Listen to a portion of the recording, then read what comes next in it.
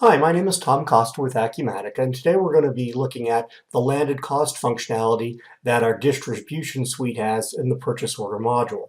So we'll go ahead and enter in a purchase order for some items. So we'll go ahead and click on a new PO, and we'll go ahead and select vendor.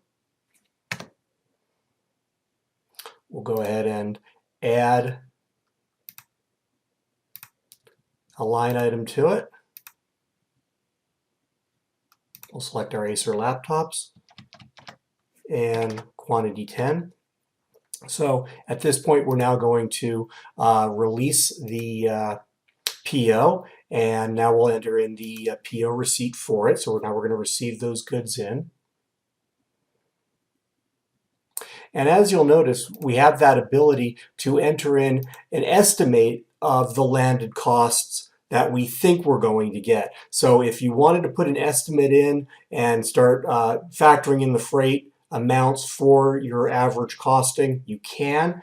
If not, we can wait to actually receive the invoice in from our freight company, which is what we'll do in this presentation. So we've got the PO receipt at this point, so we'll just go ahead and receive those in.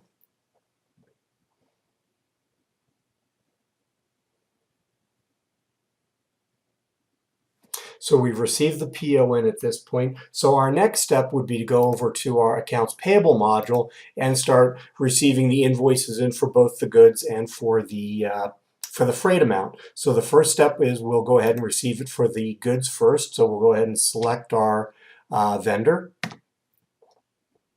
and then we'll add the PO receipt. So here's our PO receipt that we just entered in, and we'll go ahead and add and close. So at this point, we've received the goods in and we're going to pay for them. So we'll go ahead and release that AP invoice, and we'll put a vendor reference number in there. So that's really the first step. Now the next step would be to add, now we, a little bit later, we get the bill for the freight for the shipment we just received in. So we'll go ahead and select the vendor for that invoice. We'll go ahead and enter their reference number. And now we'll go ahead and go to our landed cost line and add the code for transit, or it could be for customs. Now these allocation methods that we use could be by weight or could be by the cost. So there's a variety of different ways that these can be calculated and distributed.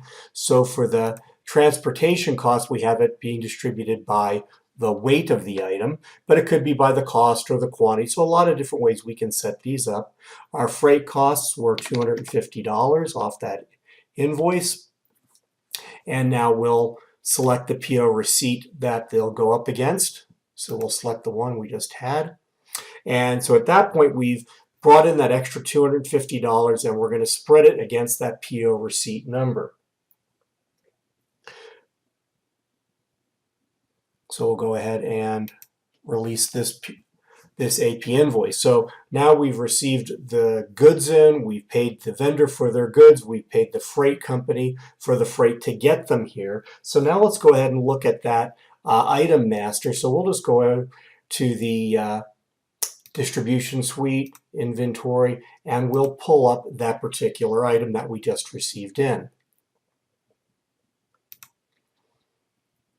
So it was our laptop. So the first thing that we can see is that it's being valuation is based on average costing. So here we can see the updated average cost. But if we look at the inventory transaction details, we can actually see for this item we'll just skew it down for today's date to make it a little bit easier to find everything. So we can see the information coming in for the receipt of the goods and the costs that we brought in. And now we can see the extra $250 that we received in, and that's now being averaged into the cost. So we have our adjustment, we have our receipts. So it is going to allow us to get a true cost of our goods, not only the cost of the goods that we paid the vendor, but now let's factor in the cost of the freight. And this is really what landed cost is about. Instead of expensing our freight costs, if we're doing some imports, we're going to need to factor that into our average costs and now allow us to use that in a cost plus selling environment. So this concludes the presentation on landed cost functionality for Acumatica. Thank you.